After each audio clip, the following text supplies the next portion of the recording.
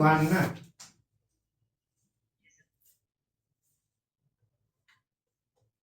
हर्षरी के क्या है? हर्षरी तो कादम्बरी दोनों एक ही है ना।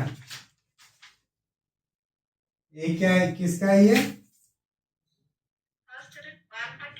बानभट्ट का है। बानभट्ट ये किस में है? ये एक में है और ये चार में ना। तो ए बी सी तीनों, इसमें कोई एलिमिनेट नहीं हो रहा है, सिर्फ डी एलिमिनेट हो रहा है। ठीक। उसमें देखिए फिर, अगर मान के चले बाकी नीति शतक और श्रृंगार शतक, भक्ति शक्ति और सूर्य शतक, अगर ये सब का जानकारी नहीं मिल रहा है तो प्रियदर्शी का, रत्नावली और नागानंद, इनका जानकारी हम लोग के पास है। ये किसका है? प्रियदर्शी का, रत्नावली, नागानंद, हर्षवर्धन का है। तो बी के साथ क्या जाएगा? एक ना। तो हम लोग के पास ऑप्शन बच रहा है, या तो ए होगा या फिर बी होगा, यही होगा ना। रत्न क्या? नागानंद उसमें तो है। अब बी और सी में देखना है ना। तो सूर्य शतक जो हम लोग का, ये मयूर का है। सूर्य शतक किसका है?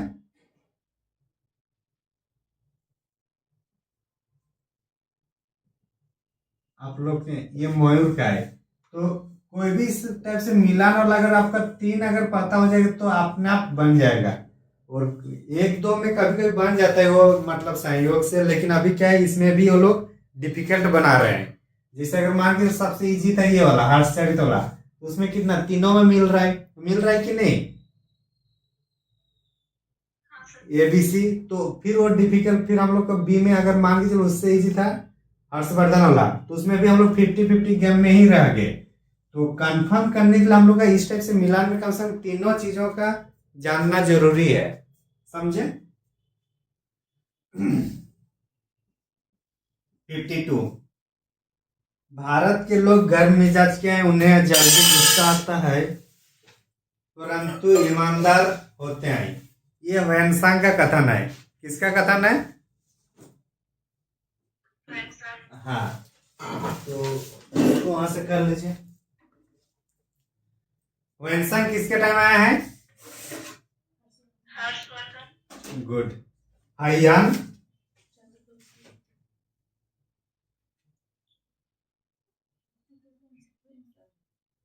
मेगास्थनीज पहले आता है, उसके बाद हाइयान, उसके बाद वैनसांग, और उसके बाद इत्सिंग। तो मेगास्थनीज ये किसके टाइम में आए? चंद्रगुप्त मौर्य, हाइयान चंद्रगुप्त द्वितीय, वैनसांग हर्षवर्धन, और इत्सिंग उसके भी बाद आए हैं। इसके एग्जैक्ट मुझे भी याद नहीं आ रहा है, लेकिन ये इस टाइप से क्रम में है। समझे? वैनसांग है, वैनसांग का कथन है ये वाला। 53 में क्या है? न्यूमिस्मेटिक्स। ये सिक्कों और धातु का अध्ययन को कहा जाता है। सिक्कों का जो अध्ययन किया जाता है उसको न्यूमिस्मेटिक्स कहा जाता है। मतलब कितना होगा आप लोग का? 53 का बी। 54 में क्या है? नालंदा विश्वविद्यालय ना। तो नालंदा विश्वविद्यालय में देखिए, अगर कुछ जानकारी नहीं भी होगा, कॉमन सेंस भी लगे, तो भी वो बौद्ध धर्म वाला निकल जाएगा।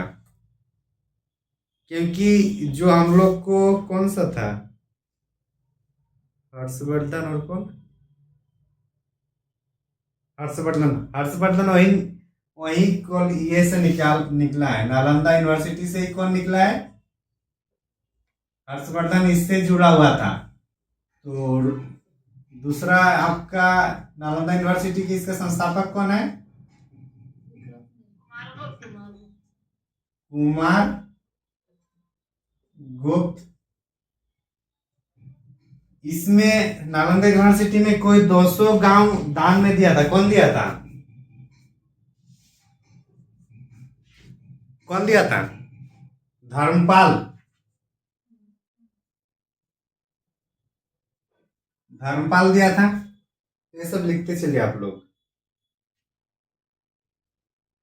नालंदा विश्वविद्यालय संस्थापक। और नालंदा विश्वविद्यालय को फिर नष्ट कौन किया? बख्तियार खिलजी। हाँ, सर सुरेश ग्रुप में मैसेज किया ना, कोई ऐड हो तो सर को एक्सेप्ट ने बोल दीजिए। Very good. हाँ सर। 55 क्या है? हाँ सर। 55 क्या है? महाजनपद काल में पहली बार हुआ है। भूमि माप की प्रणाली पहली बार हुआ है। दूसरा बोल रहे हैं कि इसमें अस्थायी सेना का निर्माण, रक्त संबंध से पृथक नौकरशाही का ये भी पहली बार हुआ है। रक्त संबंध से पृथक नौकरशाही का मतलब समझ में आया?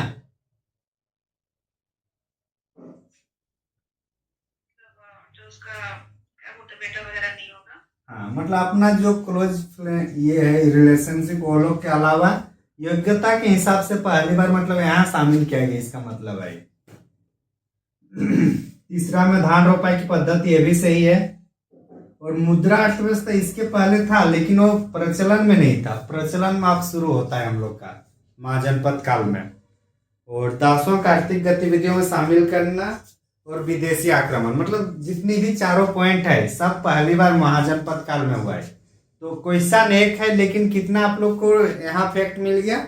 4 से 5 फैक्ट मिल गया, ठीक है ना। तो इसलिए डिस्कशन क्लास जरूरी है और इसको सब देखते हुए चलिए आप लोग।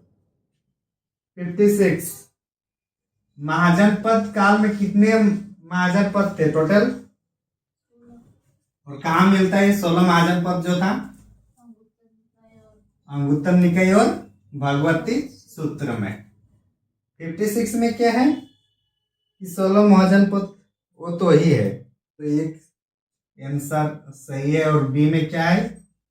16 महाजनपद में वज्र और मल गणतंत्रात्मक, तो बी भी सही है। दो ही था, जो कौन कौन सा? वज्र और मल गणतंत्रात्मक था। झारखंड कौन से महाजनपद में था? मगध, सही है। और केवल एक महाजनपद अखंड भारत सीमा से बाहर था। क्वेश्चन क्या पूछ रहा है? असत्य कथन ना, मतलब जो गलत होगा उसको सही करना है ना। तो अगर 3 सही है तो जाहिर सी बात है चौथा क्या होगा? गलत होगा। तो इसका आंसर क्या हो जाएगा? डी। और अगर फिर भी अगर आपको इसको और तरह से देखना है तो अखंड भारत मतलब इसमें क्या है कि अफगानिस्तान पाकिस्तान वाला पार्ट भी आ जाता है। तो हम लोग का अफगानिस्तान शायद कौन सा एक है? तक्षशिला कंधार। तो अगर बोला जाए भारत से बाहर, तब ये हम लोग का क्या होगा?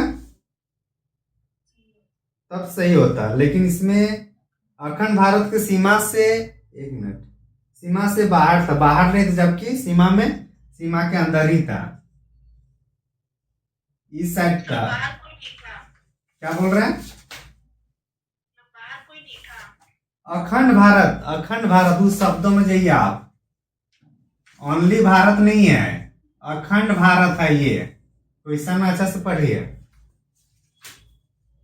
सिंपल भारत होता, अभी का भारत होता तो हम लोग का होता कंधार।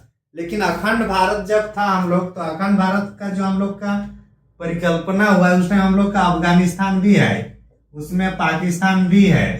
ये पूरा एरिया हम लोग को उस टाइम था, समझे। 57 में क्या बोल रहा है समझ में आ गया ना? 56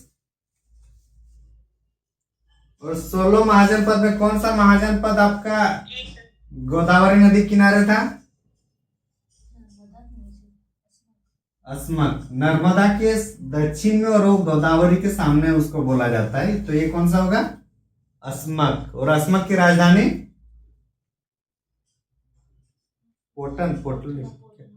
पटना। 57 क्या है? 57 में बौद्ध धर्म के त्रिरत्न, तो कौन कौन सा है?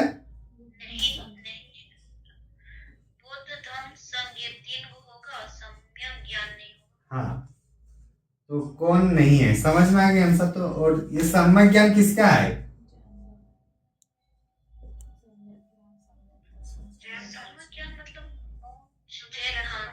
तो सम्यक ज्ञान, सम्यक आचरण और सम्यक, सम्यक ज्ञान, सम्यक आचरण, और क्या है और एक सब भूल गए आप लोग भी। आचरण मतलब व्यवहार होता है, सम्यक ज्ञान, सम्यक आचरण, दर्शन सम्यक। है क्या समय दर्शन? हाँ, नहीं नहीं, देख लीजिएगा, देखे था आप लोग, ज्ञान आचरण क्या किया था? देख लीजिए, नहीं है वो, इसको देखे थे एक बार, सम्यक ज्ञान आचरण और दर्शन, चरित्र किस में आता है?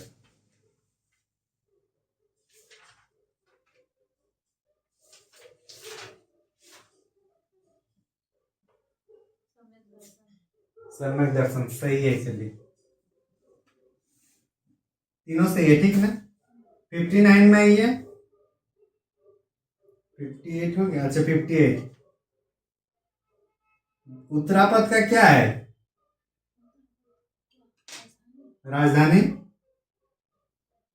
तक्षशिला, दक्षिण पट का स्वर्णगिरी, पाटलिपुत्र किसमें है आपका? प्राची में, पाटलिपुत्र, और क्या अवंती है ना, अवंती, उज्जैनी, और एक कौन सा प्रांत बचा? कलिंग, तो असली वही बचेगा ना, कलिंग बच रहा है, उसका क्या होगा? तोसली। तो ये 5 प्रांत किसका था? ये मौर्य काल में। उत्तरी प्रांत तक्षशिला, दक्षिणी प्रांत स्वर्णगिरी, प्राची पाटलिपुत्र, अवंती उज्जैनी, और कलिंग क्या? तोसली। 58 समझ में आ गया ना।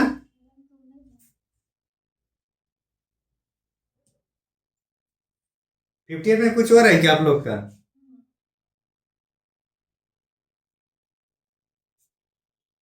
क्या हो, आवाज नहीं आ रही किसी का?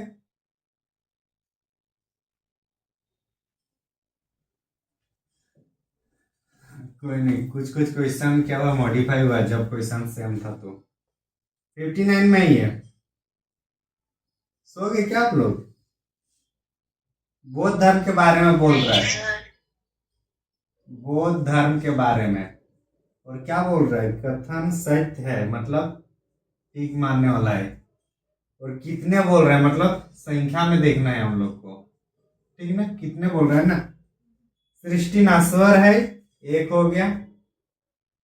क्योंकि कोई भी चीज यहाँ हम लोग पढ़ने के टाइम क्या बोलते, कोई भी चीज का अस्तित्व नहीं है। खुद अरावली भी 3 बार अपना अप डाउन कर चुका है। बाकी सूरज भी कुछ करोड़ों वर्ष बाद ये भी सूरज मतलब डूबने वाला है, ब्लैक होल में जाएगा। तो इस टाइप से कोई भी चीज का कोई अस्तित्व नहीं है। यह आत्मा को नहीं मानता है। दूसरा भी सही है कि बौद्ध धर्म लोग आत्मा को नहीं मानता है लेकिन पुनर्जन्म को मानता है। तीसरा हुआ पुनर्जन्म को मानता है लेकिन पुनर्जन्म किसका होगा? चेतना का होगा, ठीक ना। प्रयोजनवादी है, मतलब जो प्रैक्टिकली है वो वाला है प्रयोजनवादी।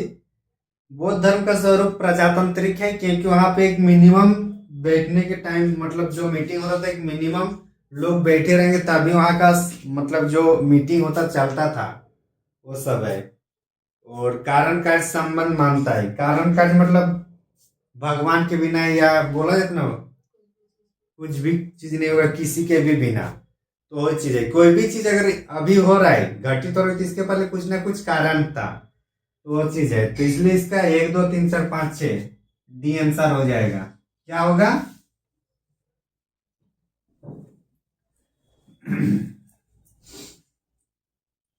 बौद्ध साहित्य के गलत संगत बताइए।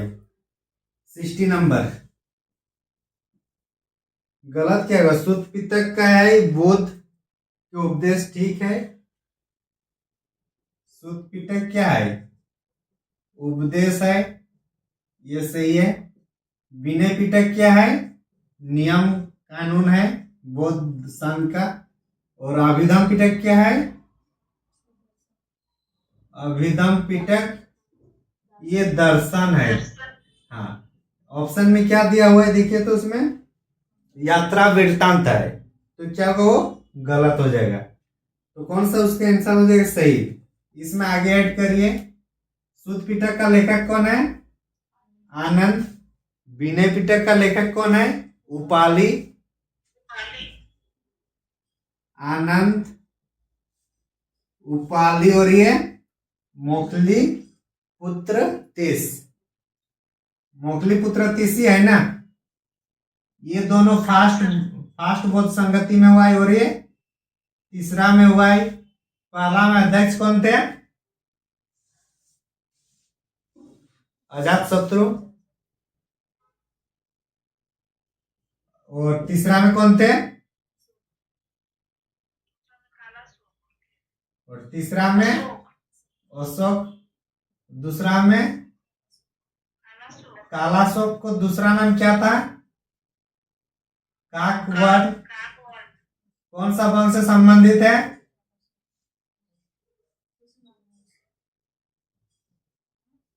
हाँ शिशुनाग वंश का। और लास्ट में कनिष्क में था। कनिष्क वाला कहाँ पे हुआ था, कुंडलवन। अशोक जो हुआ था कहाँ पे हुआ था, पाटलिपुत्र। कालाशोक वाला कहाँ हुआ था, वैशाली। और ये पहला गिरी गिरी कालाशोक आपका शिशुनाग वंश, शिशुनाग वंश, शिशुनाग का बेटा कालाशोक। शिशुनाग और सुंग वंश दोनों अलग है, ठीक है ना, कंफ्यूजन नहीं करिएगा। इसी में आ रहा आपका सूत पिटक जो थेरगाथा और थेरगाथी है, ये इसी का पार्ट है। किसका पार्ट है, खुद्दक निकाय। और खुद्दक निकाय में फिर दो भाग में डिवाइड होता है, एक गर्ल्स एक बॉयज वाला, मतलब क्या बोलते इसको, मेल और फीमेल। तो मेल में देखिए नाम से पता चल कौन सा होगा, थेरगाथा। और ये थेरीगाथा, ठीक ना, थेरगाथी है, थेरीगाथा होगा, ठीक ना। तो ये किसका, ये खुद्दक निकाय क्या, और खुद्दक निकाय किसका पाठ है, शुद्ध पिटक। शुद्ध पिटक का लेखक कौन है, आनंद। और ये कौन सा बोध संगति में लिया गया है, पहला बोध संगति। 63 क्या बोले, बृहद शिलालेख ना। बृहद शिलालेख में राजपाट के बारे में है, क्या सही मिला ना, देखिए तो कौन सा क्वेश्चन छूटा, 62 ही पे चल रहे जी। अच्छा सॉरी, महावीर स्वामी के जिम्नी किसे माना जाता है, भागवती सूत्र को माना जाता है, ठीक। और उसके बाद क्या क्या है, परिशिष्ट पर्व व त्रिषष्टि सला चित्र, ये दोनों जो है हेमचंद्र का है। दोनों किसका है, हेमचंद्र।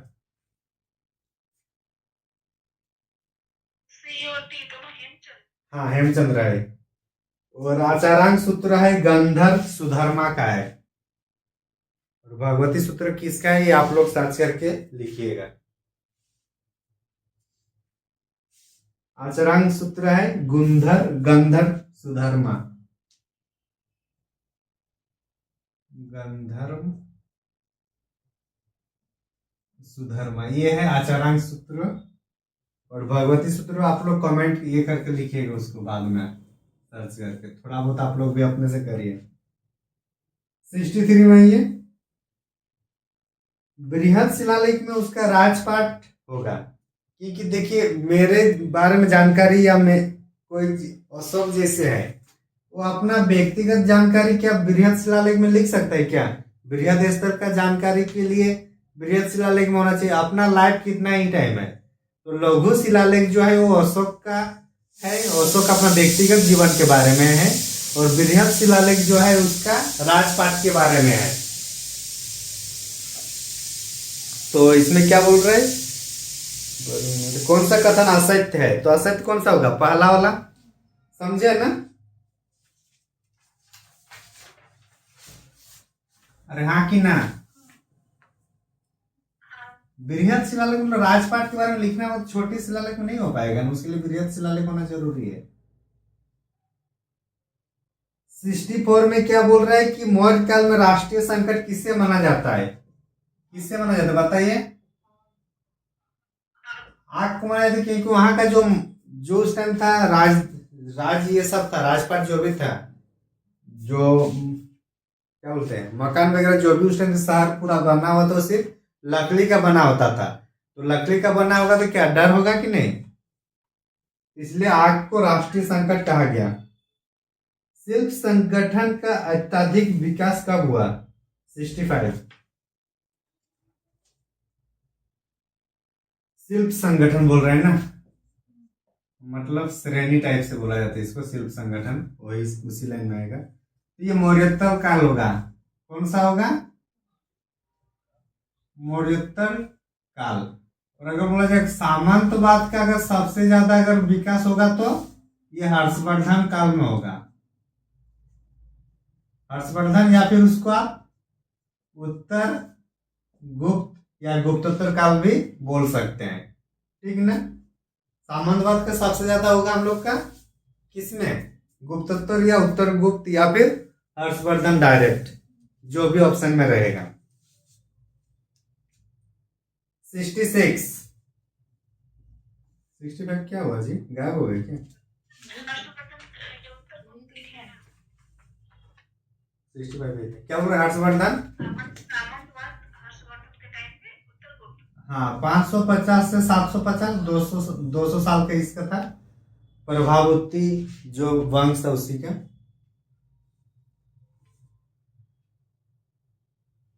66 में ये सत्य नहीं है, मतलब असत्य है, यही ना? तो क्या बोल रहा है इस संगम समाज के बारे में? संगम समाज,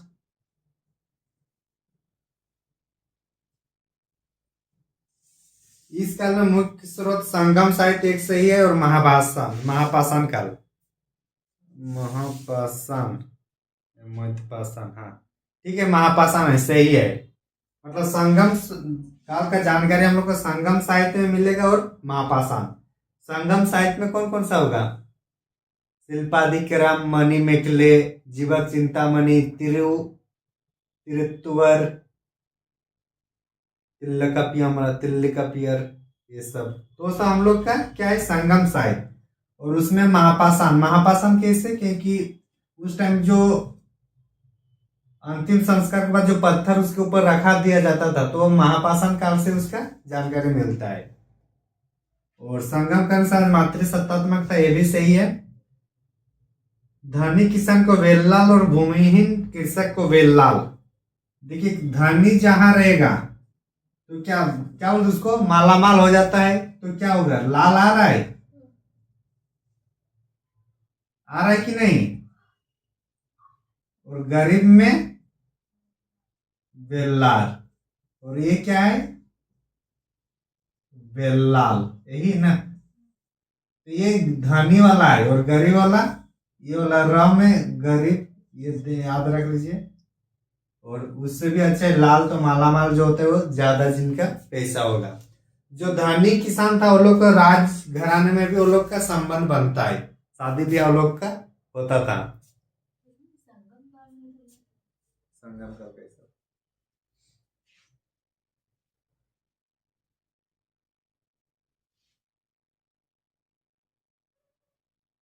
उसके बाद क्या है?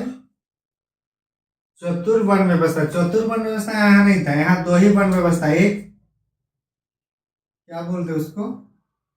ब्राह्मण और गैर ब्राह्मण, दो ही वर्ण व्यवस्था था हम लोग का संगम समाज में, ब्राह्मण और गैर ब्राह्मण। इस तरीके से इसका आंसर क्या होगा? गलत कौन सा है? चौथा वाला, सी ना। तो 66 का इसका आंसर हो जाएगा सी।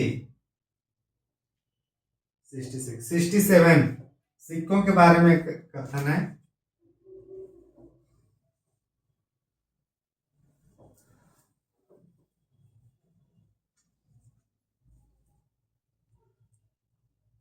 सीसा का सिक्का सबसे ज्यादा कौन प्रचलन किया था, कौन से वंश में? सातवाहन। ऑप्शन है क्या कहीं पे? नहीं है वो वाला, हम लोग जो जानते हैं उस पे यहाँ नहीं लिखा है, कोई बात नहीं। भारत में सर्वप्रथम स्वर्ण मुद्रा इंडो ग्रीक ने चलवाए थे। सही है। इंडो ग्रीक मतलब कौन? इंडो ग्रीक का जो प्रमुख शासक का नाम क्या है? मिनांडर। और मिनांडर और नाक्सन के बीच में जो वार्तालाप हुई है, ये कौन सी बुक के नाम में उसमें फिर जाना गया? कौन सी बुक? मिलिंद पानव। और मिलिंद पानव हीनयान का है या महायान का है? बुक जो दो महायान का है। महायान है। महायान में जनरली संस्कृत भाषा का प्रयोग किया गया है, लेकिन इसमें कौन सा भाषा यूज हुआ है? पाली। ठीक है ना? चलिए आगे ही आप लोग। तो ये सही होगा। कुषाणों ने सोने की सर्वाधिक शुद्ध सिक्के, हाँ ये भी सही है। सबसे ज्यादा जो सर्वाधिक शुद्ध सिक्का है वो कौन लोग चलाए हैं? कुषाण ने। और सर्वाधिक मात्रा में अगर बोला जाएगा तो कौन चलाए हैं? गुप्त। गुप्त। सोना का देखिए, पहले इसको कर लीजिए। सोना का सबसे फास्ट कौन चिल्लाया? इंडो ग्रीक मतलब मिनांडर वाले। शुद्ध रूप में कौन किया? कुजुल कटफिसस वाले। तो कौन सा गो? ये कुषाण, ये शुद्ध रूप में। और सर्वाधिक अगर होगा तो गुप्त में। सर्वाधिक मतलब, लेकिन उसमें जो क्वांटिटी था सोने की वो क्या हुआ? कम था। और तांबा का कौन शुरू किया? कुजुल कटफिसस। कुजुल कटफिसस ये तांबा का है। और सीसा का कौन थे? सातवाहन। प्राचीन जो मुद्रा था, प्राचीन मुद्रा क्या कहा जाता था? आहत सिक्का। जो हम लोग का अर्थव्यवस्था मुद्रा का जो प्रचलन हुआ पहली बार महाजनपद काल में, तो उस टाइम उस सिक्का क्या कहा जाता था? आहत सिक्का। समझे?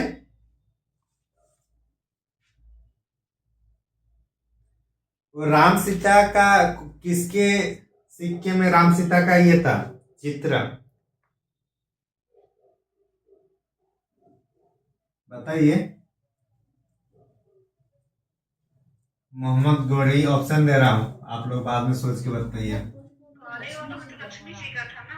मोहम्मद गौरी, मोहम्मद गजनवी, अकबर और 1 2 3, इनमें से कोई नहीं। आप लोग देख लीजिए अब, सर्च मान लीजिए किसके में लक्ष्मी था, किसमें सीताराम या राम सीता, किसको बिना बजाते हुए दिखाया गया? बिना बजाते।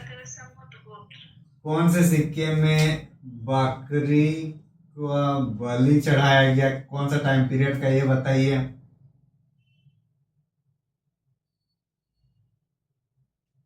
हाँ, आप लोग इसका बताइएगा मेरे को खोज के। आइए, कितना नंबर है? 68। गुप्त संवत की शुरुआत किसने की है? चंद्रगुप्त। अरे श्रीगुप्त गुप्त वंश से संस्थापक है ना, वो नहीं किया है। तो जो प्रथम या वास्तविक संस्थापक जिसको गुप्त वंश का माना जाता है, चंद्रगुप्त प्रथम। तो चंद्रगुप्त प्रथम ही 320 में। कब? 320 में हम लोग का गुप्त संवत की शुरुआत की है। शक संवत की शुरुआत कौन किए हैं? कौन? कनिष्क। कब? 78 AD, यही ना? चलिए आगे आइए, कौन सा क्वेश्चन है? अच्छा, गुप्त वंश का अंतिम शासक का नाम पता है ना? विष्णु गुप्त। प्रथम कौन? श्रीगुप्त, उसका बेटा घटोत्कच, घटोत्कच का बेटा चंद्रगुप्त प्रथम, फिर समुद्रगुप्त, समुद्रगुप्त के बेटा रामगुप्त, फिर चंद्रगुप्त द्वितीय, उसके बाद कौन है? कुमारगुप्त, फिर स्कंदगुप्त, और इस टाइप से लास्ट जाता है हम लोग का विष्णुगुप्त। ठीक है ना? 69 क्या क्वेश्चन है कि समुद्रगुप्त ने अपनी विजय अभियान के दौरान झारखंड प्रदेश के लिए कौन सी नीति अपनाई थी? झारखंड प्रदेश मतलब जो इधर आर्टरिक वाला जो उनका डिपार्टमेंट था, तो कौन चलाए थे वो? मतलब कौन सा नीति के था तो विजय अभियान चलाए थे? परिचारिकीकृत की नीति है ना? C number.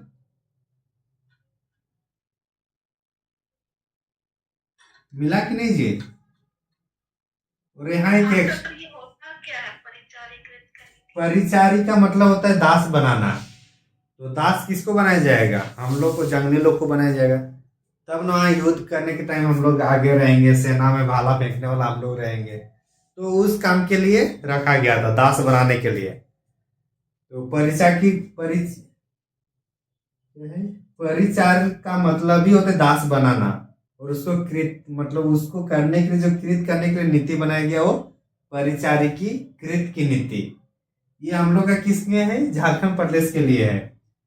सर्व कर दानाज्ञाकरण का मतलब होता है कि उसमें टैक्स देना, जिसको भी जीतेंगे उसको टैक्स देना है, उसको देना पड़ेगा। ये एरिया में अगर इसको जीते तो यहाँ से टैक्स लाएंगे, वो कौन सा है हम लोग का? सर्व कर दानाज्ञाकरण की नीति। राज प्रोशोभद्रन की नीति, इस आसपास में कोई है तो उसको डायरेक्ट अपना सीमा क्षेत्र में शामिल करना। कन्यापायन की नीति, कन्यापायन जो विदेशी शासक है वो लोग को पराजित करके वहां से लड़कियों को यहाँ के शासकों के साथ साथ, मतलब यहाँ के राजकुमार या शासकों द्वारा शादी विवाह रचना। कहाँ? गुप्त वंश वालों के साथ। कभी कभी इधर से भी हो सकता है, मतलब ये वैवाहिक संबंध होता है इसमें कन्यापायन की। और ये विदेशी वंश, विदेश में जो लोग आए हैं उस टाइम का है। जैसे उस टाइम कौन आए थे? इंडो ग्रीक हुआ, शक हुआ, कुषाण हुआ, तो वो लोग क्या विदेशी थे, तो वो लोग के साथ जो संबंध बनेगा वो था हम लोग का कन्यापायन की नीति। और एक नीति यहाँ बच रहे हैं इनका, ग्रहण मोक्षानुग्रह। ग्रहण मोक्षानुग्रह की नीति। ग्रहण करो मतलब जीतो, फिर मोक्ष मतलब टैक्स प्राप्त करो, और अनुग्रह करो कि आगे भी टैक्स देता रहे। तो दक्षिण भारत के लिए जो नीति अपनाई थी समुद्रगुप्त ने, उसका नाम था ग्रहण मोक्षानुग्रह की नीति। और यही सब नीति को देखते हुए इसको भारत का नेपोलियन कहा गया। कौन कहे? Adam Smith. स्मिथ ने इसको भारत का नेपोलियन कहा गया। समझ में आया?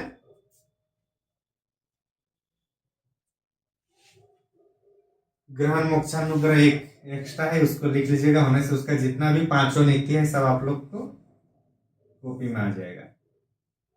ग्रहण मोक्षानुग्रह इसलिए इंपॉर्टेंट है क्योंकि ये दक्षिण भारत की, कभी कभी क्वेश्चन पूछा जाता है कि समुद्रगुप्त का दक्षिण भारत का विजय अभियान में कौन सी नीति वहां क्रियान्वित किए थे या लागू किए थे, तो क्या होगा? ग्रहण मोक्षानुग्रह की नीति। अच्छा, क्लास के बाद भी कभी कभी ये लेक्चर देखा करेगा, समझे? समझ में बात आ रही कि नहीं आ रही है?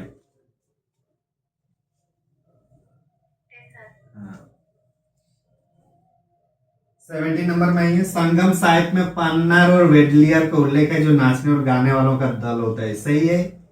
संगम में मृतक संस्कार के अग्निदाह और समाधिकरण दोनों विधियां प्रचलित थी। देखिए, जो दूसरा पॉइंट है ना, ये भारत में कहीं पे भी जाइए, हिंदू धर्म से रिलेटेड जहां पे भी जाइएगा वहां पे मतलब आपका दफनाना और जलाना दोनों होता है। ठीक। और पहला वाला में डाउट हो सकता है, लेकिन उसको भी वो सही है। पहला वाला भी सही है। जो दोनों है ये कौन कौन सा, पन्नार और वेडिलियर, ये दोनों नृत्यिकाएं हैं। लेकिन यहाँ और भी देखने वाली बात है कि यहाँ दो कवयित्री भी है, मतलब फीमेल, क्या बोलते हैं उसको, गायकी, अरे नहीं, कवयित्रियां, जो मतलब काव्य लिखते हैं, दो महिलाएं भी है। उनका नाम है आपका अवैयार,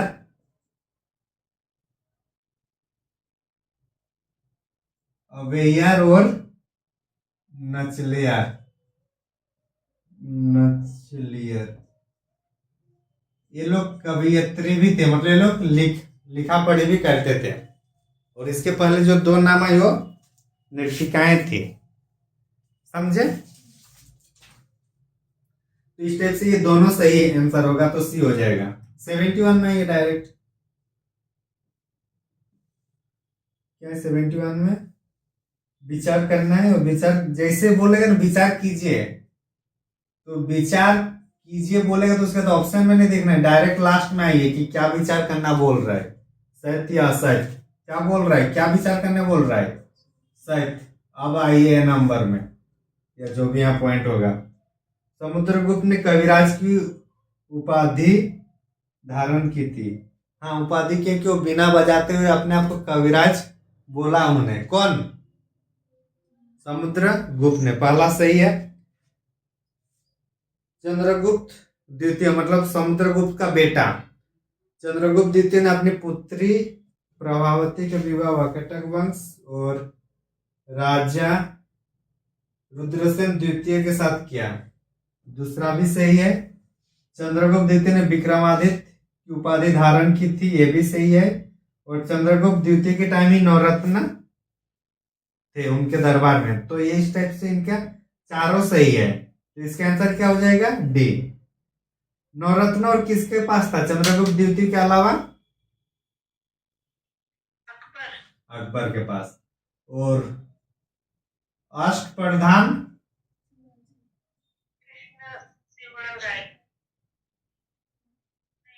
शिवाजी के पास था।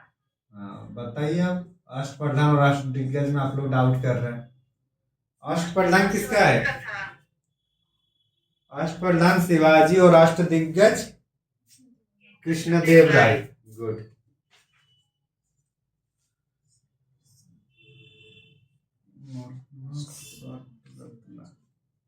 आप लोग ये निकालिएगा कि षष्ठ रत्न किसके दरबार में था, ठीक ना।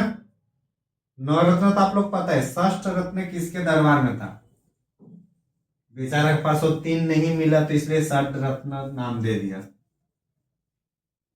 इसका हिंट्स दे रहा हूं, बंगाल साइड में होगा, बाकी आप लोग खोज के बताइएगा कल। षष्ठ रत्न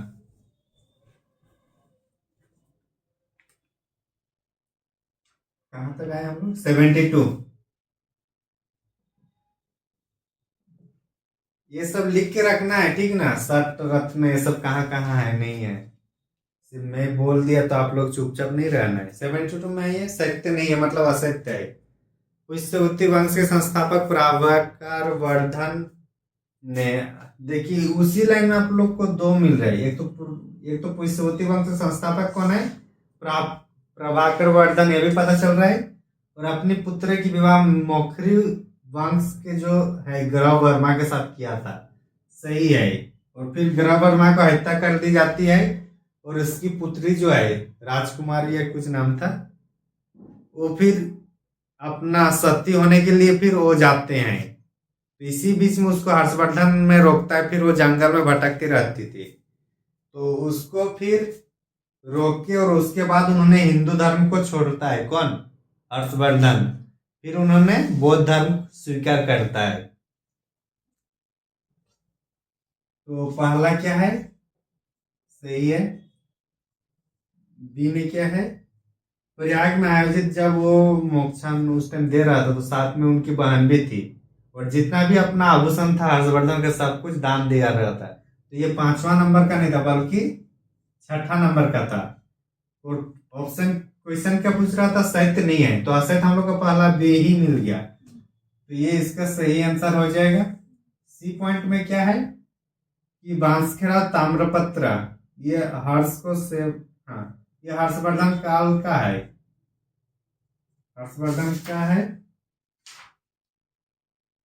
हर्ष को शिव बताया, शिव मतलब शिव मता में मतलब भगवान शिव को मानने वाला, और दक्षिण भारत के अभिलेख में हर्ष को इंपॉर्टेंट है। शुक्लोत्तर पथनाथ, आप लोग को भले 100 क्वेश्चन लग रहा है, लेकिन यहाँ 150 से 2 क्वेश्चन होगा, और जेपीएससी कितना पूछेगा आधुनिक भारत में, सॉरी एंशिएंट में 5 क्वेश्चन। तो इसी क्वेश्चन को अच्छा से करके, और जो वीडियो हम लोग बना रहे हैं इसको देखना है, साथ ही साथ आप लोग वैल्यू एडिशन करते रहिए, तो इससे बाहर मेरे अनुसार नहीं जाना चाहिए, और अगर इससे बाहर जाएगा तो सबके लिए आउट ऑफ दिमाग रहेगा, समझे? अरे हाँ कि ना, हल्के में मत लीजिए, हाँ सर। बच्चे लोग तो हल्के में ले लेते हैं, क्या सुरेश?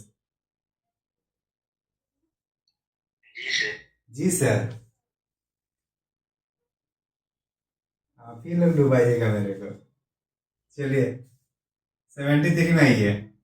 अशोक के मानसेहरा और शाहबाजगारी में प्राप्त जो शिलालेख है वो किस लिपि में है? संस्कृत, तमिल और यूनानी। देखिए तमिल तो ऐसे ही हो नहीं रहा है, और जहां तक मौर्य काल का है, हम लोग का संस्कृत स्टार्ट हुआ है गुप्त काल के आसपास अच्छा से, उसके पहले था, मतलब पहले था लेकिन बाद में धीरे धीरे कम हो गया था, और बीच में जो पुनर्जो उत्थान किया गया संस्कृत भाषा का वो गुप्त के टाइम आया। और यूनानी तो यहाँ नहीं है, यहाँ अरमाइक रहता तो चलो वहां सोचने वाली बात होता, लेकिन खरोष्टी दिया तो वहां से एलिमेंट अपने आप हो रहा है। खरोष्टी कैसे लिखी जाती थी? राइट टू लेफ्ट, ये है खरोष्टी लिपि। और सिंधु घाटी सभ्यता कैसे लिखी गई है यहाँ की शैली? पहले इधर जाएगी, फिर इधर से, फिर इधर से, फिर इधर से, मतलब एक कंटिन्यू रहता है सिंधु घाटी वाला में, ठीक है ना? अब ये मत बोलिए हाँ पढ़ा नहीं गया तो पता कैसे चला। चलिए ये आप लोग 74, अशोक के द्विभाषी मतलब 2 भाषा कौन सा ग्रीक और अरमाइक में, सेरेकुना जो कंधार अभिलेख है ना उसमें लिखा गया है 2 भाषा में, कौन सा? ग्रीक और अरमाइक, सेरेकुना कंधार में। 74 बहुत ही इंपॉर्टेंट क्वेश्चन है यहाँ पे, ठीक है ना? 75 में ये कलिंग युद्ध, ये अपने आप में इंपॉर्टेंट है, जिन्होंने क्या अशोक का ना, हाँ अशोक का अपना हृदय परिवर्तन जिसको माना जाता है कि कौन से युद्ध में अशोक के हृदय परिवर्तन हुआ है, तो कौन सा युद्ध को माना जाता है? कलिंग युद्ध। एक्चुअली हृदय परिवर्तन कुछ नहीं हुआ है, यहाँ मगध मान के चल पटना था, यहाँ से इसको यहाँ तक कंट्रोल करना है, कहाँ तक? ओडिशा के एरिया। तो अगर यहाँ से डेली लड़ाई झगड़ा करके अगर डांट के अगर रखना चाहेगा तो क्या ये लोग कंट्रोल होगा? और ऊपर से ये लोग है कौन सा एरिया? आदिवासी एरिया, यहाँ जो आदिवासी मूलवासी एरिया जो है, और यहाँ किस लिए फेमस होता है? जो यहाँ छोटे छोटे जो शासक होते थे गुरिल्ला युद्ध, इनकी सेना क्या है? सपाट मैदान में लड़ने वाला, यहाँ गुरिल्ला युद्ध है। तो इनको पता था कि अगर मैं युद्ध या डरा धमका के रखेंगे तो इसको कंट्रोल नहीं कर पाएंगे, तो अपना राज को विस्तार बनाए रखने के लिए उन्होंने कौन सा पद्धति लागू किया कि हम कि बोल रहे मेरा हृदय परिवर्तन हो गया, युद्ध में कुछ नहीं रखा है। तो उसका कुछ मेन रीजन ये है, समझे? बाकी हम लोग कुछ और समझाया जाता है या कुछ और जनता को समझाया जाता है, वो अलग बात है। समझ में आ रही ना? तो कलिंग युद्ध अशोक के कब हुआ है? ये अभिषेक के 8वां वर्ष 261 बीसी। कब? 261 बीसी में हुआ है। अपना किसके टाइम?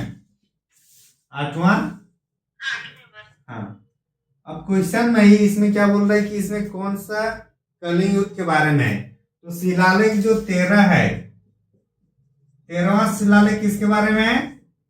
कलिंग युद्ध के बारे में। और ये सबसे बड़ा शिलालेख भी माना जाता है 13वां शिलालेख को। कौन सा शिलालेख को सबसे बड़ा माना जाता है? 13। ऑप्शन ए में क्या है? शिलालेख प्रथम। तो शिलालेख प्रथम में पशु बलि की निंदा की गई है। पशु बलि की निंदा किसमें की गई है? प्रथम में। दूसरा में चिकित्सा किया गया है। चिकित्सा सिर्फ मनुष्यों का ही नहीं बल्कि पशुओं का भी मनुष्य मतलब चिकित्सा की जाएगी। और 12 नंबर में है आपका 10, 11, 12 स्त्री महामात्र की इसमें नियुक्त की गई है। 12 नंबर समझ में आ गया। 13 में लिख लीजिए उसी आसपास, सॉरी 3 में, यहाँ पे राजकीय अधिकारी, 3 राजकीय अधिकारी का ये मतलब नियुक्ति किया गया है। तीसरा में कौन कौन सा? युक्त, रज्जुक और प्रादेशिक। देखिए यहाँ याद करने के लिए आपका 14 भी है, लेकिन उतना याद नहीं रखना, जो इम्पोर्टेंट है उसको याद रखना है। ये तीसरा में हुआ युक्त, रज्जुक और प्रादेशिक। ये राजकीय पदाधिकारी है, मतलब हर 5 साल बाद ये लोग भ्रमण करते हैं। पहला क्या है? युक्त, युक्त, युक्त, रज्जुक और प्रादेशिक।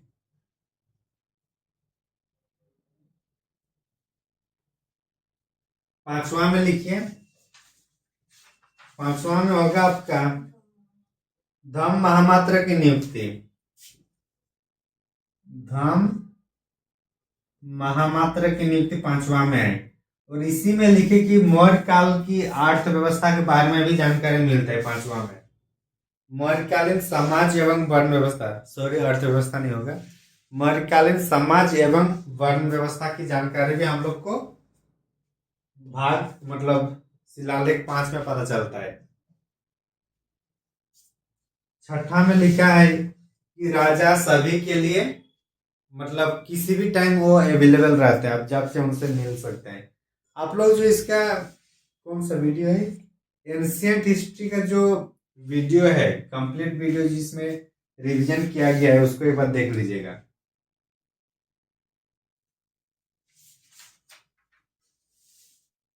नीचे एक उसका क्या है 76। अशोक के शिलालेख को पढ़ने वाला व्यक्ति का नाम क्या है? 1837 में जो पढ़े थे, हाँ 1837। लेकिन ये तो पढ़ा, लेकिन इसके पहले भी तो कोई ना कोई खोज के रखा होगा ना कि ये क्या है नहीं है। इन्होंने पढ़ा सब कुछ देखने के बाद, तो जो सबसे पहले खोजे थे कि ये अभिलेख है, वो हम लोग का 1750 में। कब अशोक का अभिलेख खोज किया गया है? 1750 में। और ये कहाँ खोजा गया? पहला ये दिल्ली में, और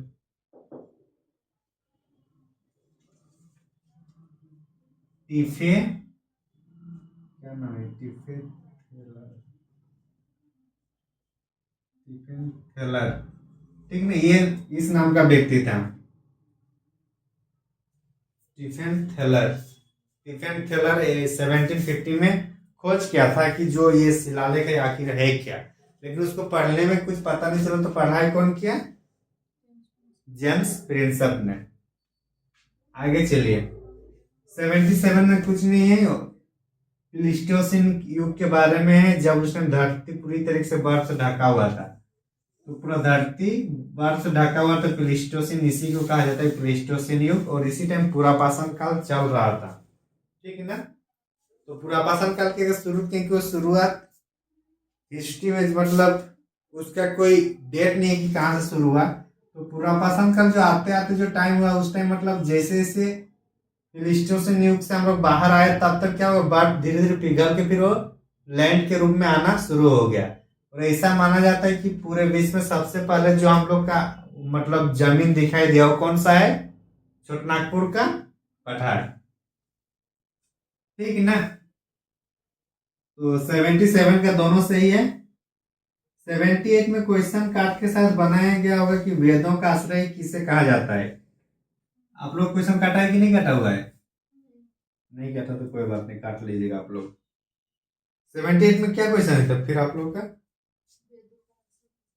तो ही तो मैंने पूछा, वेदों का आश्रय नहीं कटा हुआ है। अच्छा ठीक है, तो पहले यहाँ कुछ और क्वेश्चन था। तो वेदों का आश्रय किसे कहा जाता है? गौतमी पुत्र सातकर्णी को। क्योंकि वहां पे जो विद्वान लोगों को यहाँ संरक्षण दिया जाता था, उसी के आधार पर कहा गया वेदों का आश्रय। 79 क्वेश्चन क्या है?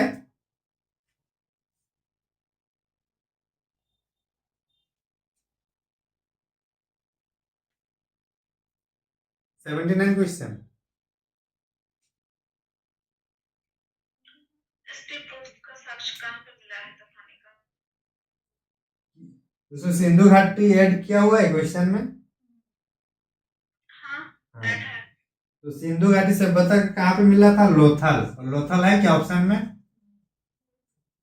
नहीं है। इसका आंसर क्या हो जाएगा? None of these. हाँ, डी। 80 में ये मेहरगढ़ से नौपाषाण और काल और ताम्रपाषाण काल, नौपाषाण काल, ताम्रपाषाण काल और कांस्ययुगीन संस्कृति, मतलब तीनों टाइम का यहाँ मिल रहा है। कहाँ पे? मेहरगढ़ में। सही है। नौपाषाण काल में क्या पालिशदार पत्थर यूज करते थे कि नहीं करते थे?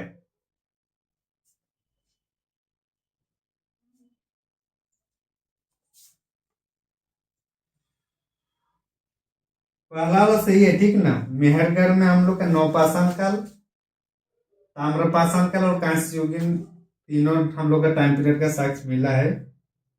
और नौपाषाण काल मतलब ये पूरा पाषाण काल, मध्य पाषाण काल और नौपाषाण काल। ठीक, पूरा पाषाण में क्या क्या था? औजारे बड़े बड़े होते थे, था कि नहीं? मध्य पाषाण काल में क्या होगा? मीडियम नहीं, छोटे छोटे। मध्य से छोटा, मीडियम नहीं सोचना है। इसमें बड़ा, इसमें छोटे छोटे, और इसमें छोटे छोटे तो होगा ही, साथ में इसमें क्या होगा?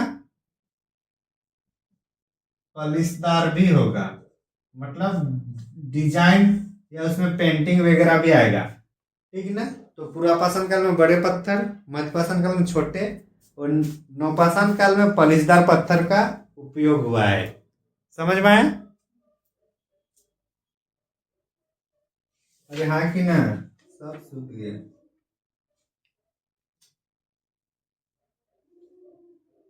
इसलिए उसके आंसर होगा दोनों, दोनों सही है। क्योंकि मेहरगढ़ में हम लोग का नौपाषाण, ताम्रपाषाण और कांस्ययुगीन, कांस्ययुगीन संस्कृति किसको कहते हैं हम लोग? सिंधु घाटी सभ्यता को। Very good. तो सिंधु घाटी सभ्यता का टाइम पीरियड क्या है? मेच्योरिटी वाला, मेच्योर फेज। क्या? गुड। 2600 से 1900 के बीच है मेच्योर।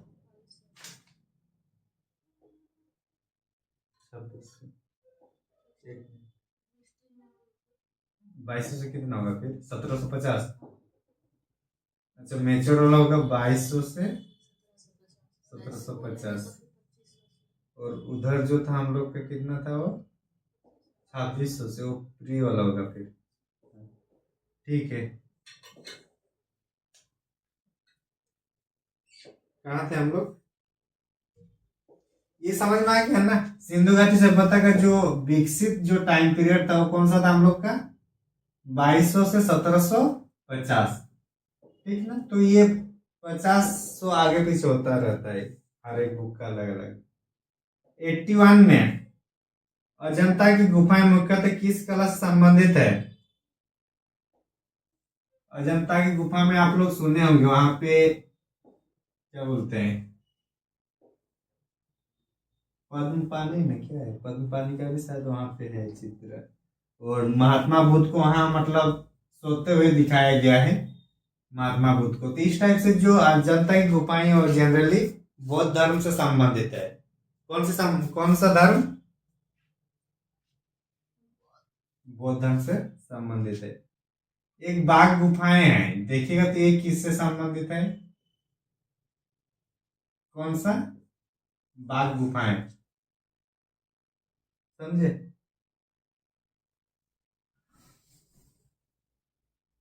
थोड़ा आप लोग सर्च मान लीजिएगा। गंधार कला जो है यूनानी, और अगर भारतीय और यूनानी कला भी होता तो भी इसका आंसर होता, मतलब एक्चुअली यूनान से ही संबंधित था। तो इसका आंसर क्या होगा? यूनानी वाला। इसको इंडो यूनानी आर्ट भी कहा जाता है। तो 82 का क्या होगा? ए। नटराज, जो हम लोग कंपास, जो नटराज एक कंपास नहीं आता था, कंपास बॉक्स, उसमें जो नटराज आता था वो चोल राज के टाइम क्या है, और वो एक्चुअली भगवान शिव को प्रदर्शित करता है। किसको? भगवान शिव। ब्रह्मा विष्णु और महेश, ब्रह्मा विष्णु महेश जो तीन मूर्ति त्रिमूर्ति का निर्माण हुआ है, ये कौन से टाइम पीरियड में हुआ है? ब्रह्मा विष्णु महेश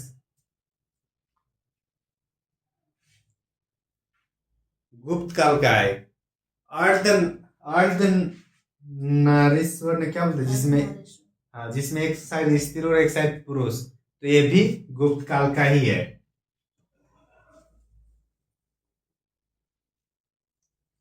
84 भीमबेटका की गुफा क्या, वहां शैल चित्र है।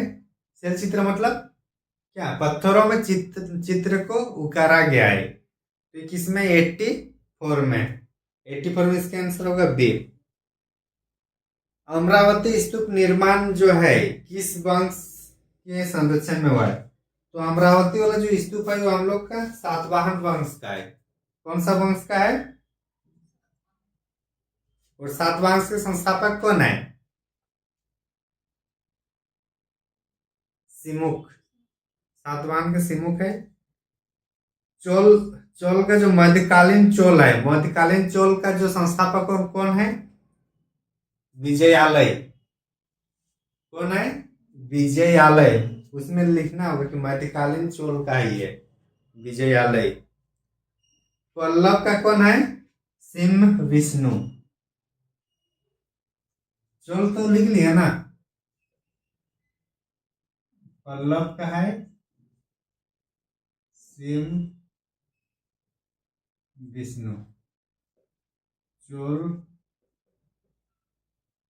का मध्यकालीन कौन है? विजयालय। और उसके बाद कौन सा है? चालुक्य। यही है ना।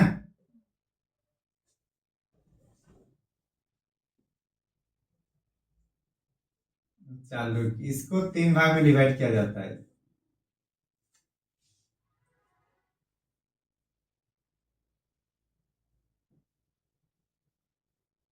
पश्चिमी चालुक्य, जिसको कल्याणी का चालुक्य भी बोला जाता है, कल्याणी का चालुक्य। और इसका जो संस्थापक है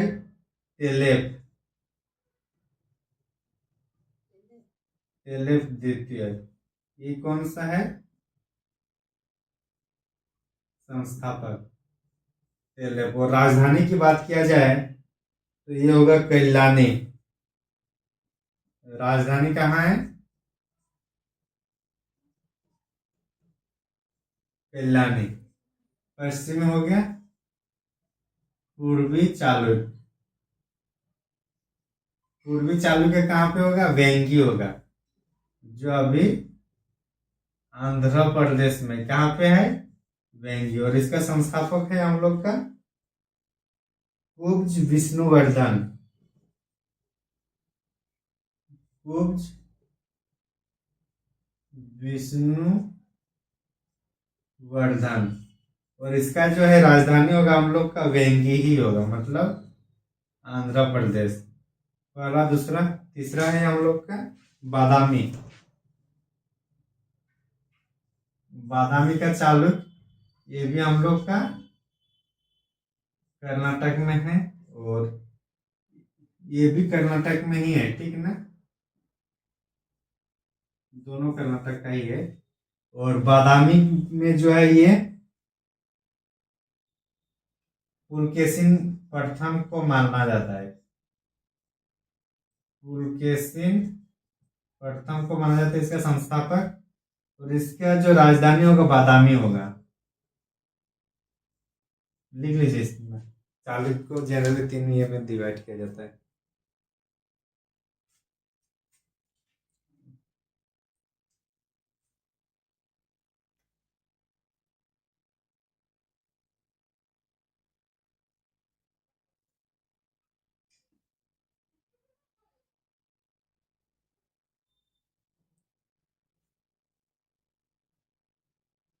हो गया ना।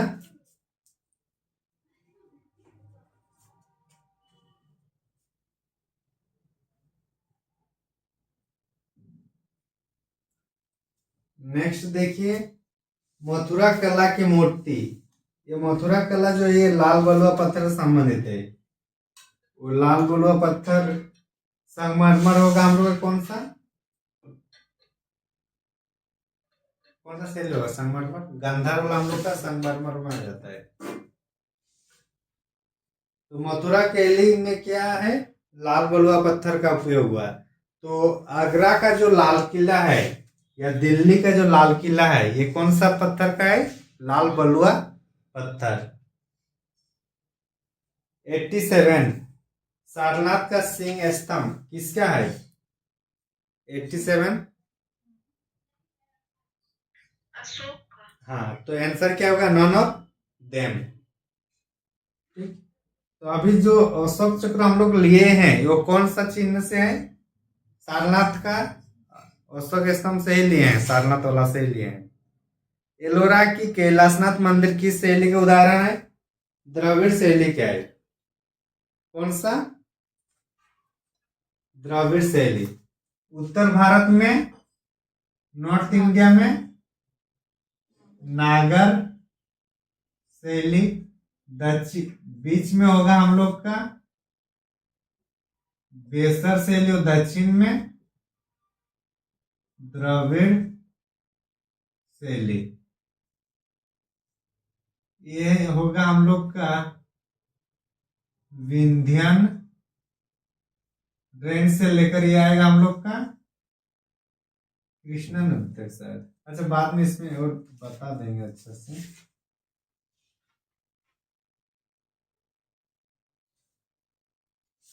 कृष्णा नदी से, कृष्णा नदी से ये कन्याकुमारी तक जाता है, कन्याकुमारी तक। और विंध्यन और एक कृष्णा नदी के बीच में जो आएगा वो कौन सा आएगा, बेसर शैली। बेसर शैली संक्रमण काल है किसका, नागर शैली और द्रविड़ शैली का, दोनों का मिक्स हम लोग को बेसर शैली में मिलता है, ठीक ना। हिमालय से,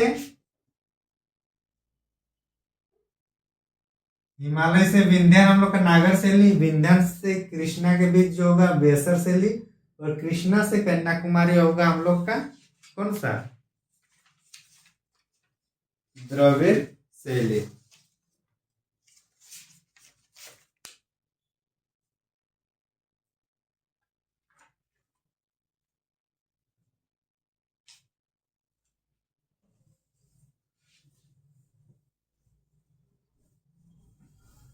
बेसर शैली में अभी जो जिस जिस वंश में ये अपना टाइम पीरियड में बेसर शैली का निर्माण हुआ वो है हम लोग का चालुक्य, होयसल और राष्ट्रकूट। ये तीनों वंश में कौन सा शैली का निर्माण हुआ है, बेसर शैली का, ठीक ना, बेसर शैली।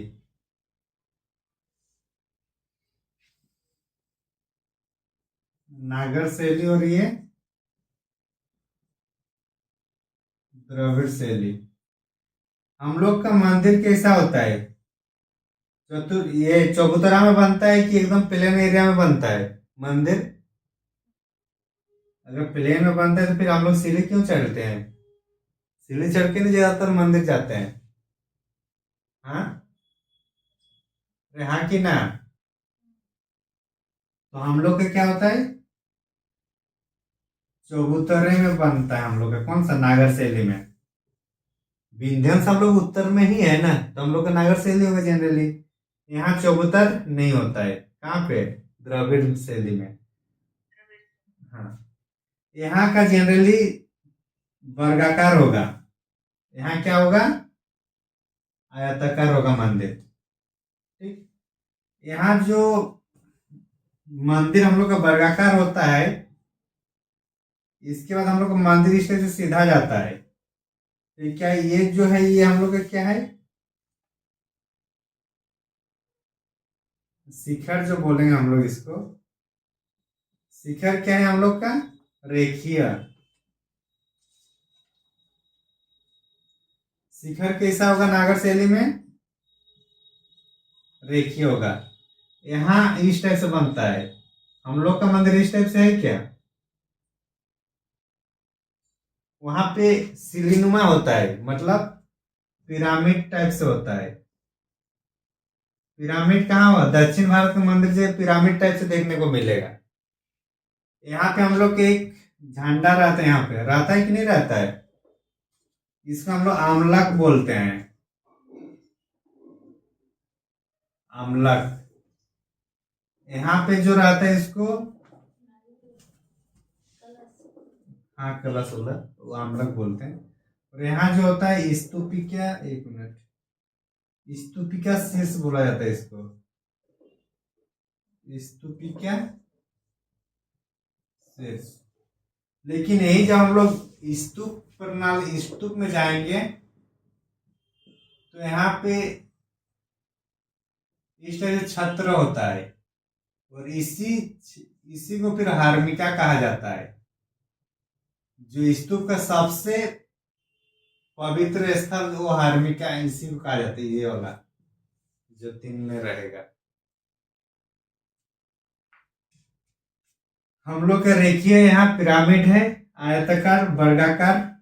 हम लोग का में जनरली हम लोग का दीवार नहीं रहता है क्या मंदिर में, यहाँ नहीं रहेगा। लेकिन दक्षिण भारत में दीवार रहता है, चारों बहुत बड़े एरिया में घेरा हुआ रहता है, जिसको पोरकोटा कहा जाता था, पोरकोटा। और चूंकि बहुत बड़ा एरिया में घेरा हुआ रहता था, इसलिए शादी विवाह बैंकिंग का काम उस टाइम होता था वहां पे, समझे। तो इसलिए आर्थिक गतिविधियों से जुड़ा हुआ था हम लोग का द्रविड़ मंदिर शैली।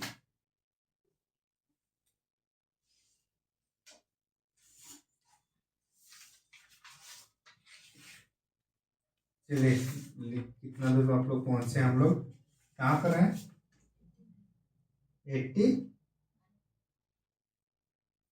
88 हो गया ना द्रविड़ शैली। 89, गुप्त काल को स्वर्ण युग क्यों माना जाता है, क्योंकि यहाँ पे उत्कृष्ट मूर्तिकला, चित्रकला, मंदिर वास्तुकला का निर्माण, ठीक है। उसमें और ऐड कर दीजिए, यहाँ पे साहित्यिक का विकास हुआ है, दर्शन का विकास हुआ है, गणित का विकास हुआ है, सब इस टाइम आया है ना, नवरत्न वाला सब जितना खगोल विज्ञान है यहाँ विकास हुआ है। तो जितना ये सब है वो सब के कारण ही हम लोग उसको कहते हैं स्वर्ण युग। लेकिन अगर महिलाओं की स्थिति की बात किया जाए, तो सबसे खराब हालत था हम लोग का गुप्त काल में ही। तो अगर कभी क्रिटिसाइज करने पूछा जाएगा कि क्या सच में, क्या बोलते हैं, गुप्त काल को स्वर्ण युग माना जाना चाहिए, तो पहले उसका पॉजिटिव दिखाना है, फिर नेगेटिव चुपके से दिखा देना है। ये सब स्थिति में यहाँ नेगेटिव था। नेगेटिव क्यों होता, अर्थव्यवस्था में भी हम लोग गिरावट हुआ, तभी तो सोने की मात्रा भले सर्वाधिक हो, लेकिन उसकी क्वांटिटी में, मतलब उसके क्वालिटी में कम हुआ। क्वांटिटी ज्यादा थी लेकिन क्वालिटी कम हुआ। महिलाओं की स्थिति कमजोर था, इस आधार पर इसको स्वर्णयुग कहना मतलब पूरी तरीके से सच नहीं है। 90 में ही है, 90 में सही मिलान करना है और उसका आंसर डी हो जाएगा, ठीक है ना। उसको मिलान कर लीजिएगा, बाकी और 1-2 पॉइंट वहां से देख लीजिएगा। 91, सिंधु घाटी सभ्यता में कौन सा असुमेलित है, तो रावी हुआ, हड़प्पा, सिंधु, मोहनजोदड़ो। सिंधु नदी में दो है, मोहनजोदड़ो और चाणूर। मोहनजोदड़ो को मृतकों का टीला कहा जाता है, कौन सी भाषा में? सिंधी भाषा में, गुड। भगवा नदी लोथल में है, और आलमगीरपुर कौन सा नदी पर है? हिंडन। तो आलमगीरपुर हिंडन में होगा, तो इसका आंसर हो जाएगा डी, वही गलत है। 92 में आइए, कौन सा टोटल कितना मंडल है जी?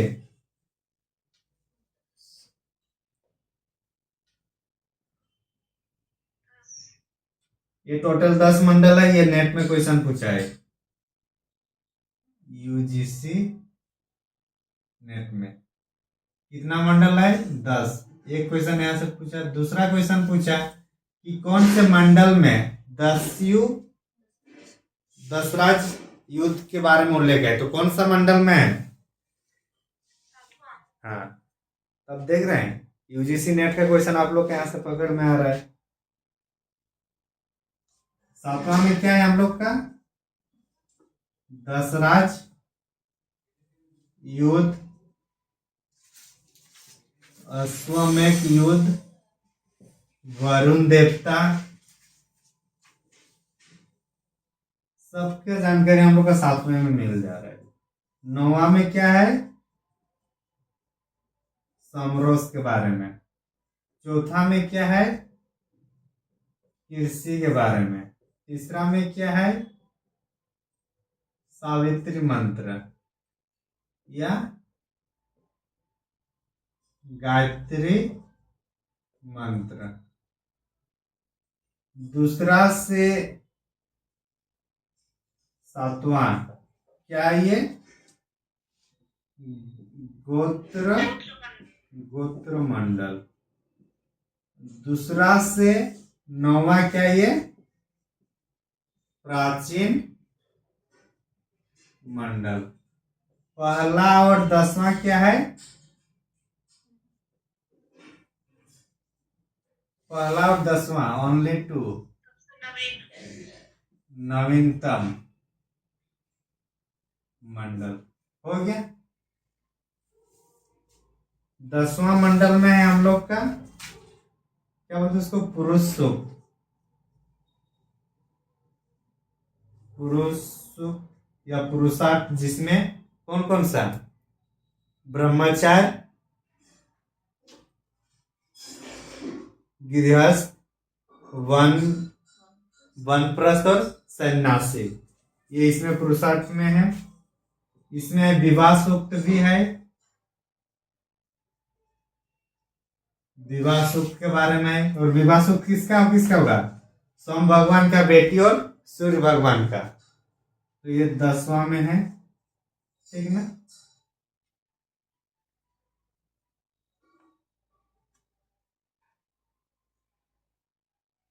(92) क्लियर हो गया ना?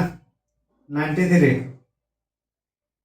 विशेषिक दर्शन का प्रतिपादन कौन क्या है? हाँ, उलूक कुनाद ऑप्शन में है क्या? तो नॉन ऑफ दिस का मतलब ये नहीं होता है कि वहां कुछ नहीं है।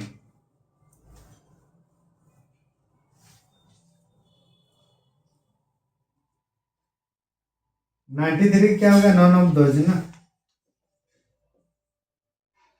तो इसमें गौतम जो है कौन सा है? न्याय सूत्र का है गौतम। पतंजलि किसका होगा? योग सूत्र। और कपिल मुनि सांख्य। तीनों। उल्लूक कुनाद विशेषिक हो गया। और जेवनी और बदरायन, जेवनी होगा पूर्व मीमांसा और बदरायन उत्तर मीमांसा, ठीक ना?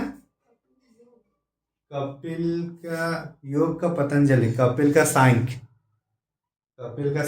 योग का पतंजलि, विशेषिक उल्लूक कुनाद, न्याय सूत्र गौतम, पूर्वी मीमांसा जेमनी और बादरायन का उत्तर मीमांसा। लिख लिया ना सब?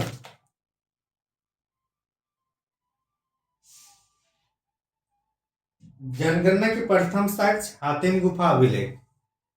हातिम गुफा अभिलेख किसका है? खारवेल का है। नासिक अभिलेख किसका है? गौतमी गौतमी बलश्री क्या है? ग्वालियर किसका है? भीम का है कि? एक बार देख लीजिएगा, भोज का है शायद ग्वालियर। उत्तर मीमांसा का बदरायन, बादरायन। और जूनागढ़ अभिलेख रुद्रदामन। 94 का डी हो जाएगा, ठीक। 95 बेसर शैली में कौन सा होगा? एलिफेंटा की जो मंदिर है एलिफेंटा, ये बेसर शैली में है। बाकी मम्मलपुरम, कैलाश और बृहदेश्वर, ये सब क्या है? द्रविड़।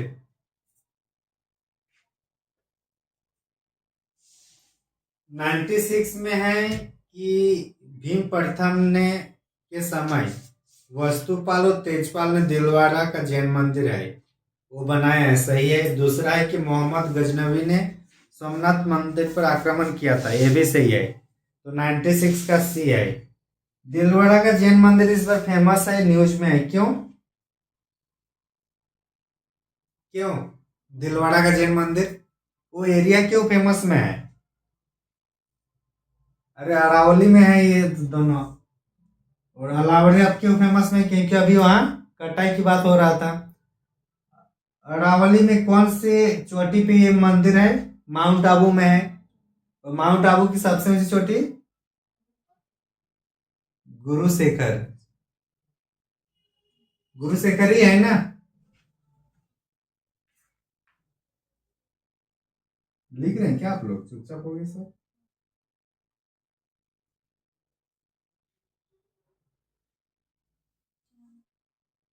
कुछ नहीं। 97 में ही है। सब पगोड़ा जो है ये 5 मंदिरों का एक ये है मेन। और इसमें सबसे जो छोटा है वो द्रौपदी रथ है। कौन सा है सबसे छोटा? द्रौपदी। और सबसे बड़ा होगा हम लोग का धर्मराज, धर्मराज मंदिर। और धर्मराज मंदिर किसका हुआ है? युधिष्ठिर का है।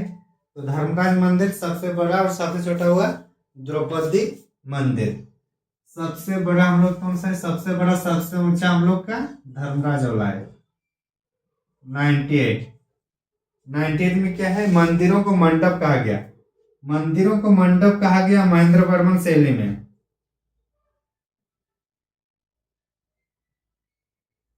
मंदिरों को मंडप महेंद्र वर्मन शैली। और मंदिरों को रथ कहा गया मम्मल शैली। मम्मल। मंदिरों को रथ, मंदिरों को रथ कहा जाता था मम्मल शैली में। और मंदिरों को मंडप कहा जाता था महेंद्र वर्मन शैली। और ये दोनों शैली कौन सा है? पल्लव वंश का है। और पल्लव वंश के संस्थापक कौन है? सिंह विष्णु, ठीक है ना? 97 का है सबसे छोटा द्रौपदी रथ। और सबसे बड़ा होता है हम लोग का धर्मराज। 98 हो गया। 99 में ही है। समाहर्ता राजस्व विभाग का, ठीक है। संनिधत्ता कोषाध्यक्ष है। 8वीं वन विभाग के भी सही है। वेश्यालय से संबंधित है वो रूप दर्शक नहीं होता बल्कि होता है गणिकाध्यक्ष होता है। क्या होता है? लिख लीजिएगा, गणिकाध्यक्ष। गणिकाध्यक्ष कौन सा? ये वेश्याओं से संबंधित है। समझ में आया? 10वां का आंसर क्या होगा बताइए फटाफट।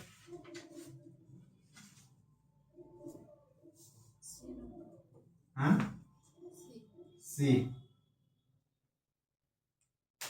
इंडस वैली सिविलाइजेशन का मैच्योर टाइम है 2200 से कितना? 1750। कितना है जी? वैदिक काल,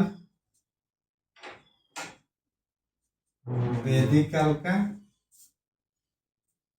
1500 से 1000। और 1000 से 600। नहीं दिख रहा है? नहीं सर। वैदिक काल और ये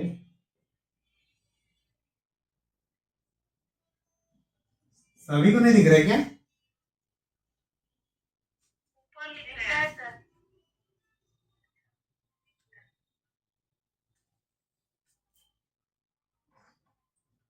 तो वैदिक काल को 2 भाग में डिवाइड किया गया, 1500 से 1000 और 1600, ये सब बीसी में है। ठीक, 600 से हम लोग आएंगे फिर 400, ये होगा महाजनपद काल। यहां तक आ गया।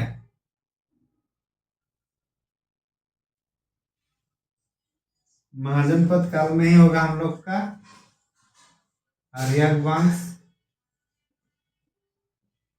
शिशुनाग वंश और नंद वंश। फिर आएगा हम लोग का मौर्य काल।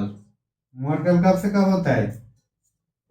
322 से 185 बीसी। मौर्य काल के बाद सुंग, कन, चेदी, सातवाहन, ये मौर्योत्तर में हो जाता है। देशी में, विदेश में कौन कौन सा होगा? इंडो ग्रीक, इंडो ग्रीक के बाद क्या है जी? शक, शक और ये कुषाण। कुषाण का सामंत होता है, कुषाण का सामंत होगा हम लोग का गुप्त, मतलब श्रीगुप्त था। तो फिर आएगा गुप्त वंश। गुप्त में श्रीगुप्त प्रथम और लास्ट विष्णुगुप्त। फिर गुप्तोत्तर में आएगा हम लोग का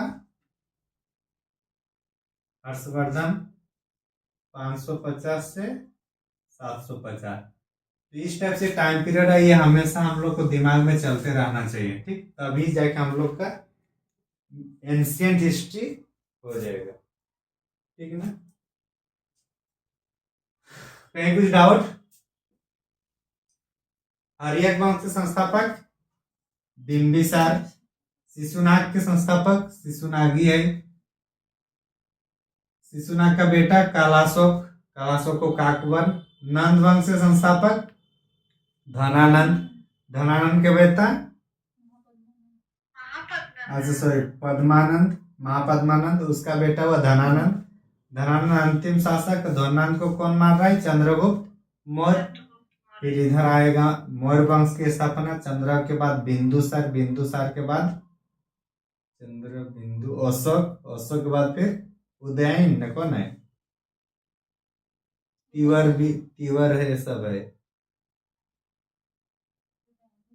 अच्छा ये सॉरी, यहाँ होगा हम लोग का बिंबिसार, अजात शत्रु और उदयनी। यहाँ अजात शत्रु ने ये सोन नदी के आसपास वहां सेना को गठन किया था, सैनिक छावनी बनाया था। और उदयनी ने पाटलिपुत्र शहर को बनाया है। कौन? उदयनी वाला। फिर शिशुनाग, फिर काकवन, फिर नंद वंश में महापद्मानंद,